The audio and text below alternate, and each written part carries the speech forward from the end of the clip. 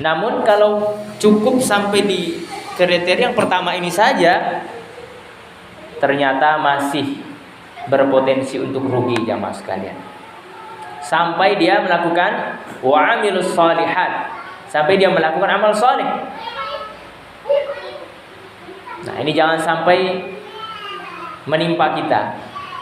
Kita rajin menuntut ilmu, kita sering mendengarkan ilmu, tapi ketika ilmu itu tidak teramalkan, maka ini adalah merupakan kerugian.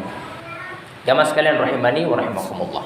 Maka ilmu yang kita dengarkan, ilmu yang kita pelajari, itu kita berdoa kepada Allah agar diberikan taufik untuk bisa mengamalkannya.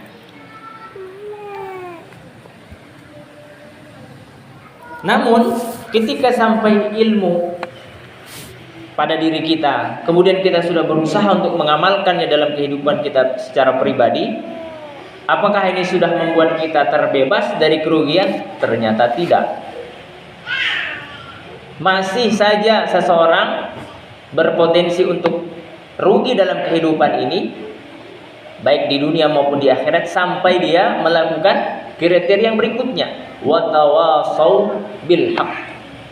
Mereka saling nasihat menasihati untuk menetapi kebenaran. Iya. Untuk menetapi kebenaran. Jadi bunyinya nasihat menasihati. Berarti meskipun level seseorang adalah alim ulama di dalam kehidupan ini, maka tidak cukup baginya untuk menempuh perjalanan menuju akhirat sampai dia mengamalkan ayat ini, yaitu saling nasihat menasihati. Maka ini ada korelasinya dengan hadis Nabi Shallallahu Alaihi Wasallam tentang memilih persahabatan, memilih pertemanan, karena teman itu akan menjadi penentu agama seseorang. Al-mar'u ala dini khalilihi, falyanzur ahadukum man yukhalil. Agama seseorang itu di atas agama kawannya, maka hendaklah dia memperhatikan siapa yang menjadi kawannya. Kawan yang sebenarnya, sahabat yang sebenarnya jamaah sekalian adalah ketika mereka berinteraksi, ketika mereka berkumpul, terjadi di dalamnya nasihat menasihati. Ketika sahabatnya jatuh dalam kemaksiatan, maka dengan sangat terpaksa dia, dengan berat hati dia mengingatkan, walaupun itu pahit untuk disampaikan. Tapi itulah kalau kita mau melihat teman yang sejati.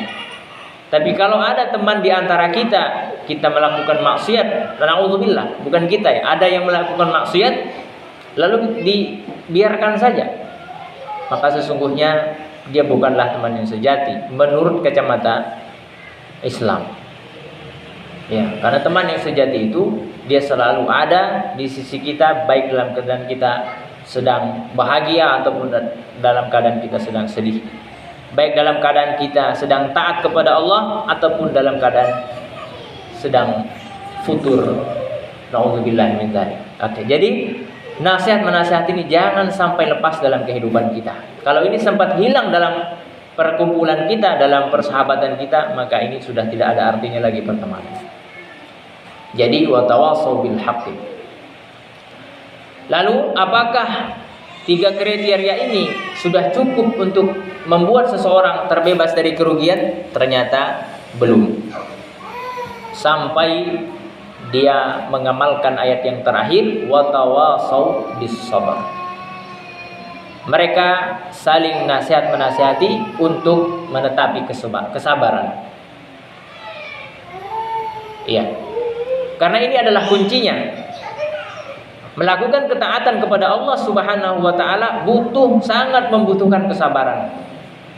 Terkadang kalau kita bandingkan dengan kehidupan kita dulu, ya, kita tidak pungkiri di antara kita ini ketika masih belum mengenal agama, ilmu syar'i, kita pernah terjatuh ke dalam kubang kelalaian.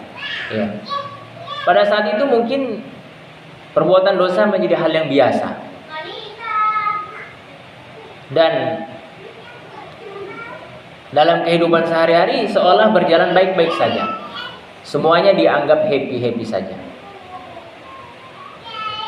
Tapi ketika memilih jalan untuk hijrah, ternyata ujian datang satu persatu. Kita mulai dijauhi kawan kita. Kita mulai dibatasi dengan kesenangan-kesenangan hawa nafsu kita. Tentu jika tidak dibarengi dengan kesabaran, maka lambat laun akan terjatuh kembali. Nauzubillah min dzalik. Jadi pentingnya kesabaran. Dan banyak hal lagi. Untuk menegakkan sholat 5 waktu butuh kesabaran. Ya, terutama ibu-ibu yang aktivitasnya, kesehariannya ya banyak mengurus rumah tangganya, ya. Maka ini membutuhkan kesabaran. Dan contoh-contoh yang lainnya dalam masalah ketaatan kepada Allah Subhanahu wa taala. Betapa banyak orang yang di akhir hayatnya meninggal dalam keadaan su'ul khatimah dikarenakan tidak sabar, ya. Dikarenakan tidak sabar. Mungkin dia memahami kesabaran itu ada batasnya, sehingga itulah batas kesabaran dia menurut dia. Maka sekali lagi jamaah sekalian, pentingnya kebersamaan itu, pentingnya persahabatan itu untuk saling nasihat menasihati di atas kesabaran. Ya, sabar dalam segala ujian. Jamaah sekalian rahimani wa rahimakumullah taala jami'an. Dan surah ini dapat disimpulkan bahwasanya dua ayat yang pertama tadi itu adalah kebutuhan kepentingan kita pribadi. Kita beriman, kita beramal soleh, itu keuntungannya hanya untuk kita pribadi. Tapi dua ayat yang berikutnya adalah untuk kepentingan kita menyelamatkan saudara-saudara kita. Kepentingan kita memiliki jiwa sosial. Umat Rasulullah SAW tidak diajarkan untuk mengisolasikan diri, ya, menjadi orang yang eksklusif, tertutup, tidak peduli dengan keadaan kaum muslimin. Itulah umat yang sejati, umat yang insya Allah tidak akan tertimpa kerugian baik di dunia ini maupun di akhirat nanti. Jamaah sekalian rahimani wa rahimakumullah taala jami'an.